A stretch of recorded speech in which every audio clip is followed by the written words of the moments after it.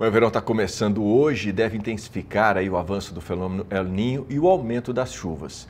Isso acende um alerta aos produtores de cana-de-açúcar. Com a chegada do calor, vem também o aumento da incidência da broca da cana, um inseto presente em mais de 70% dos canaviais do país e que causa inúmeros prejuízos, como a queda na produtividade e na qualidade da cana e da produção de álcool e açúcar. Eu vou conversar sobre esse assunto agora ao vivo com o gerente de cana-de-açúcar da FMC Agrícola, o Maurício Oliveira.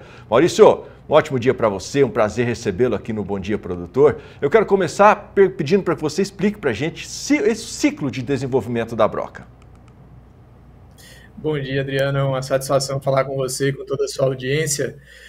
Na verdade, o que acontece é o seguinte, como a gente tem altas temperaturas, né, o ciclo da broca, ele tem um período definido. Porém, se a gente vai para lugares ou a gente passa por momentos como esse que você citou, de aumento de temperatura, o ciclo da broca, ele encurta. Então, em locais onde a gente tem temperaturas ali de 30 graus, o ciclo da praga chega a ser de 30 dias, 35 dias. Então, a gente tem mais gerações ao longo do período que o canavial está instalado. E isso faz com que essa broca fique ali, as gerações vão ficar ali, e a lagartinha, né, que é a grande causadora dos danos, ela vai perfurar o colmo e trazer os principais danos que a gente tem aí para a cultura, que são danos em qualidade de matéria-prima, que vai gerar açúcar e etanol, e em peso, em tonelada de cana por hectare. Então, é esse o fenômeno que acontece. A gente tem mais gerações conforme a temperatura aumenta, né? Sintomas mais comuns da broca. E é possível reverter a doença quando diagnosticada prematuramente? Esse é um ponto interessante, né? O que acontece é que a partir do momento que a broquinha ela fura o entrenó da cana, ela abre porta para um hospedeiro, alguns tipos de fungo. E esses fungos fazem com que a qualidade da cana, da matéria-prima, ela perca. Então, a gente tem uma cor de caldo mais escura, um açúcar mais escuro, então a qualidade é ruim e o TCH também vai cair. Para você ter uma ideia, a grosso modo, a cada 1% de índice de infestação, a gente chega a ter perdas de 3% em tonelada de cana e 2% se a gente somar açúcar e etanol. Falando isso em dinheiro, a cada 1% de índice de infestação, a gente pode ter perdas de R$200 por hectare. O produtor ou a usina pode chegar a perder R$200 por hectare. Métodos de controle que eu acho que é interessante, a gente tem que trabalhar com manejo integrado de pragas.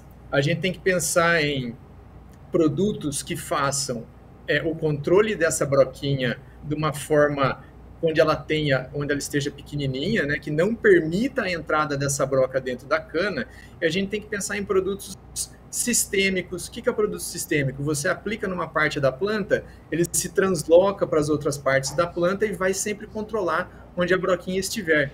Outro ponto, produtos com longo residual. Se eu comentei que a broca ela vai ficar por muito tempo ali no canavial, a gente precisa de produtos que tenham residuais de mais de 30, 40, 50, podendo chegar até 80 dias de período de controle, onde a gente vai controlar ali 3 gerações até 4 gerações da praga.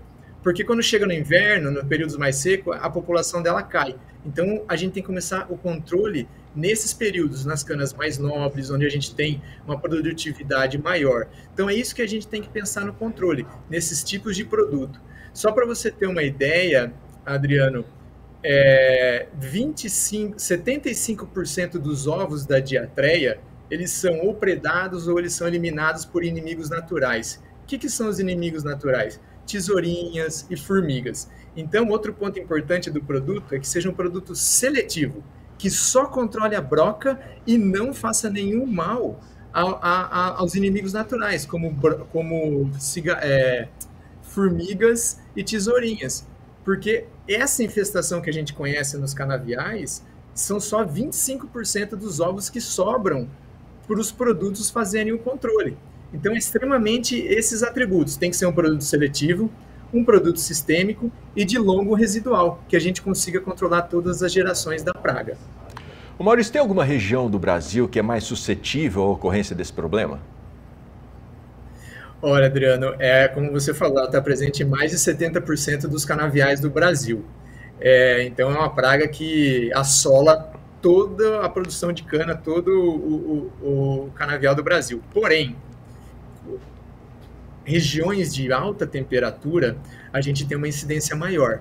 Porque, como eu mencionei no começo, ela vai ter mais gerações. Então, regiões de alta temperatura, alta pluviosidade, regiões favoráveis para o aparecimento da broca, a gente vai ter um problema um pouco maior e necessita de uma maior atenção para o controle dessa praga, para que o produtor, a usina, não perca a mão no momento do controle, né?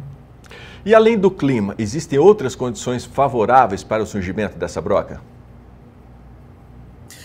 Acredito que assim, a gente não tem nada explícito ainda, mas existem variedades que sentem mais o ataque da broca ou não. Então, determinadas variedades de cana, a gente percebe que tem umas perdas maiores, né, do que com a broca, do que algumas outras variedades. Agora, você imagina, a gente tem cana o tempo todo no campo. Então, a gente tem o que a gente chama de ponte verde. Então, você tem uma cana adulta e uma cana pequena. Então, a broca, ela migra para a cana menor, porque ela gosta de uma cana mais molinha, mais tenra, para que ela raspe e possa entrar. Então, a gente tem, a todo momento, a gente tem essa ponte verde, né, que a gente chama. Então, é interessante que a gente esteja atento a esses pontos também para ter o controle dessa praga. E quais são as principais estratégias de manejo que o produtor deve adotar para, pelo menos, amenizar essa situação nos canaviais? É legal, né? Acho que a gente tem que sempre pensar no manejo integrado de pragas, onde a gente faz uso de produtos sintéticos, né, os inseticidas, e os agentes biológicos. Então, a gente tem como produtos, nós temos diversos produtos aí presentes no mercado, e os agentes biológicos mais utilizados são a cotésia e o tricograma. Então, a gente tem que fazer um manejo onde a gente use essas duas abordagens. Por quê? Em determinados momentos é melhor a gente usar um produto, em determinados momentos é melhor a gente usar um agente biológico. Mas o ponto importante é que sejam produtos, como eu falei lá no começo, seletivo, que também não vai fazer nenhum mal a esses agentes biológicos. E a gente tem produtos disponíveis aí para fazer o manejo. Sempre consulte um engenheiro agrônomo ou o detentor do produto ou do agente biológico para que o manejo seja muito eficiente e os canaviais possam aí entregar com 0,5%, 1% de índice de infestação. Ô Maurício, qual que é o melhor momento para fazer esse manejo? Olha, Adriano, eu acredito que tem momentos distintos, mas o que a gente tem que pensar é o seguinte: se nós estamos entrando num momento de alta temperatura e alta pluviosidade, a gente precisa começar a fazer o controle agora, principalmente ali nos meses de setembro, outubro, e continuar com isso até ali os meados de abril, porque, como eu falei, nos períodos mais secos, existe o controle? Existe, mas essa população é menor. Então, seria interessante que a gente começasse agora, para que a gente tenha um canavial limpo no começo da safra, quando iniciar as colheitas.